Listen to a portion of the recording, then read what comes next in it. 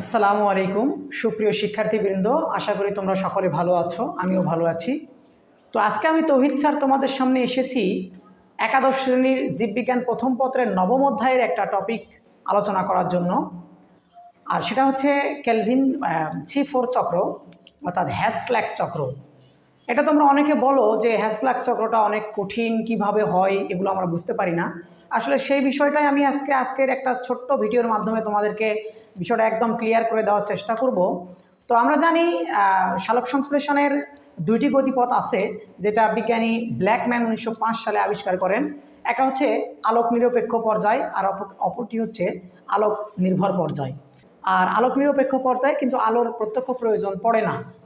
এই আলোক নিরপেক্ষ পর্যায়ে কার্বন ডাইঅক্সাইড আত্তীকরণের গতিপথ আছে মূলত তিনটি। একটা হচ্ছে C3 চক্র বা কেলভিন চক্র, আরেকটা আছে C4 চক্র, হ্যাসল্যাক চক্র বলা হয়, আরেকটা হচ্ছে ক্যাম্প চক্র, সেটা হচ্ছে ক্র্যাসুলেশিয়ান অ্যাসিড মেটাবলিজম। তো আজকে আমরা যেটা আলোচনা করব সেটা হচ্ছে C4 চক্র, ঠিক আছে। আর C4 চক্রে প্রথম স্থায়ী পদার্থ হিসেবে থাকবে 4 কার্বন বিশিষ্ট অক্সালো অ্যাসিটিক অ্যাসিড। এটা কিভাবে পুরো প্রসেসটা হয় সেটাই আমরা জানব। আর এই C4 চক্রটা সম্পূর্ণ হওয়ার জন্য মূলত দুইটি কোষের প্রয়োজন হয়। একটি হচ্ছে দুইটি টিস্যু লাগে আর কি, একটা হচ্ছে মেসোফিল টিস্যু আর একটা হচ্ছে বান্ডল সিট, অর্থাৎ মেসোফিল কোষ আর হচ্ছে বান্ডল সিট কোষ। এই দুটা কোষের সমন্বয়ে মূলত এই 4 কার্বন বিশিষ্ট অক্সালো অ্যাসিটিক অ্যাসিডটা সম্পন্ন হবে আর কি, উৎপন্ন হবে। দেখো তোমরা লক্ষ্য করে দেখো, আমাদেরকে সর্বপ্রথম C4 চক্র, তাহলে আমাদেরকে সর্বপ্রথম আগে দুটা কোষ আঁকিয়ে নিতে হবে। এরকম করে দুটা কোষ যদি এভাবে আঁকানো হয় এরকম করে, তাহলে এটার নাম ধরো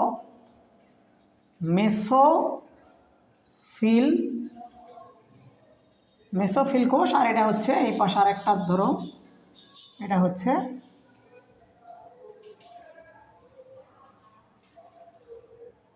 এটা হচ্ছে বান্ডল সিট কোষ, বান্ডল সিট, ঠিক আছে।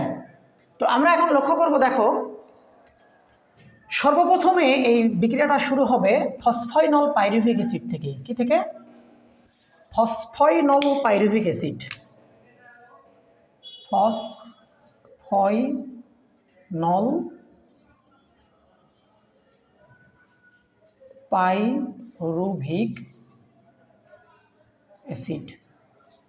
তাহলে ফসফাইনল পাইরুভিক অ্যাসিডটা মূলত কয় কার্বন বিশিষ্ট বলো? এটা হচ্ছে কিন্তু 3 কার্বন বিশিষ্ট।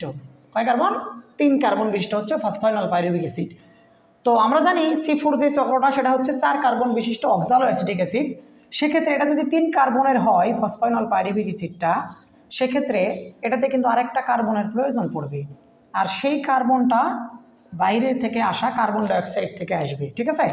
তাহলে এই যে এখানে 3 কার্বন বিশিষ্ট ফসফাইনল অ্যাসিডের সাথে যখন কার্বন ডাইঅক্সাইড এখানে যুক্ত হবে, তখন কিন্তু তৈরি হবে একটা কার্বন যুক্ত হলে তৈরি হবে অক্সালো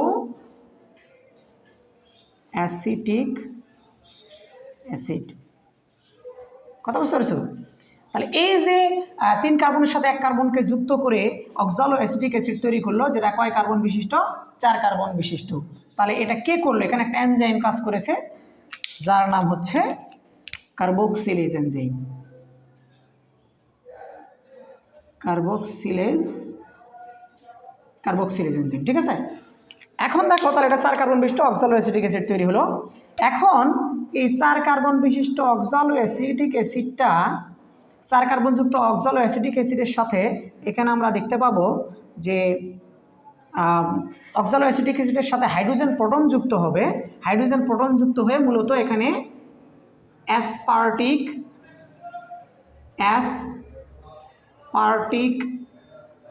অ্যাসিড এবং তৈরি হবে হলো malic acid. Aspartic acid, malic acid তৈরি হবে। আর এটা হলো কয় কার্বন বিশিষ্ট বলো?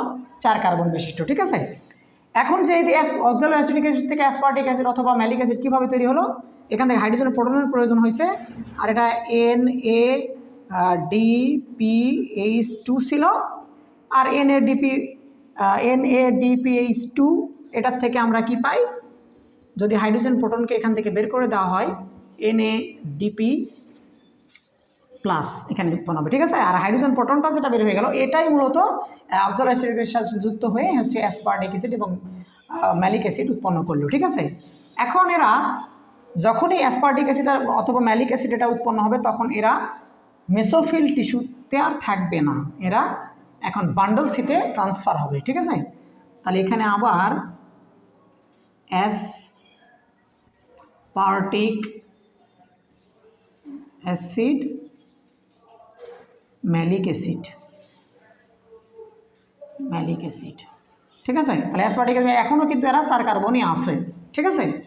এইবার দেখো এইবার এখান থেকে আমরা দেখতে পাবো যে আর এখানে যে এনজাইমটা কাজ করলো, যে NADPH2কে ভেঙে NADP-তে পরিণত করলো, এখানে কিন্তু যে এনজাইম কাজ করলো সেটা হচ্ছে ডিহাইড্রোজিনেজ এনজাইম। এনজাইমের নাম হলো ডিহাইড্রোজিনেজ, কি নাম? Dehydrogenase enzyme. আমরা দেখবো যে NADPH2 এটাকে ভেঙে যখন NADP উৎপন্ন করবে সবসময় ডিহাইড্রোজিনেজ এনজাইমে ওখানে কাজ করবে, ঠিক আছে। আর এখানে 4 কার্বনযুক্ত অ্যাসপার্টিক অ্যাসিড ম্যালিক অ্যাসিড আছে, এটা কিন্তু 3 কার্বনযুক্ত পাইরুভিক অ্যাসিডে পরিণত হবে, পাইরুভিক অ্যাসিড কয় কার্বন বিশিষ্ট? এটা হচ্ছে 3 কার্বন বিশিষ্ট, ঠিক আছে। তাহলে আরেকটা কার্বন কোথায় গেল? আরেকটা কার্বন ডিকার্বক্সিলেশন প্রক্রিয়া। কার্বক্সিলেজ এনজাইমের মাধ্যমে কিন্তু কার্বন ডাইঅক্সাইড এখানে যুক্ত হয়েছিল, মানে কার্বন যুক্ত হয়েছিল, আর ডিকার্বক্সিলেজ এর মাধ্যমে কার্বন ডাইঅক্সাইড এখান থেকে বের হয়ে যাবে। আর এই কার্বন ডাইঅক্সাইডটাই কিন্তু C3-তে চলে যাবে, C3 কেলভিন চক্রতে চলে যাবে, ঠিক আছে।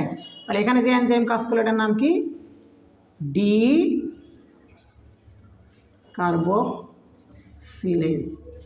ডিকার্বক্সিলেজ এনজাইম, ঠিক আছে।